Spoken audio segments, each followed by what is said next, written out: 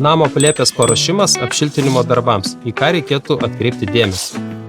Norint efektyviai apšiltinti namo palėpę, reikia kruopščiai izoliuoti kiekvieną stogo elementą.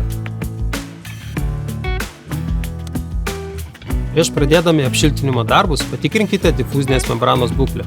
Bet kokios atsiradusios dėmės gali signalizuoti, kad plėvelės paviršius yra pažeistas ir gali praleisti vandenį, todėl ilgainiui dėl to gali sudrėkti mineralinė vata. Keletas rekomendacijų prieš pradedant izoliavimo darbus. Visų pirma, patikrinkite stogo dangos ir difuzinės membranos būklę. Ypatingą dėmesį reikėtų skirti mediniai stogo konstrukcijai. Įvertinkite, ar ant jos nėra atsiradusio grybelio ar pelėsio. Antra, jeigu yra, užtaisykite visas nesandarės vietas. Pavyzdžiui, difuzinės membranos pažeidimus ir sandūrą su kitais namo elementais.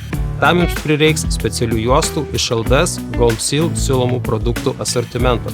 Trečia, patikrinkite vėdinamo tarpo esančią tarp sienos ir difuzinės membranos oro praeinamumą. Ketvirta, patikrinkite oro judėjimą kraigo viršuje.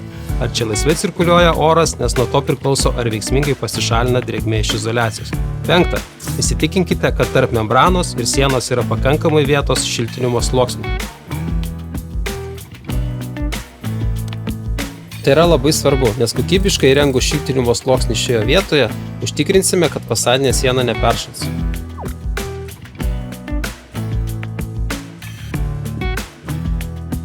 Kruopščiai patikrinus nurodytas vietas, bus lengviau atlikti kitus apšiltinimo darbus.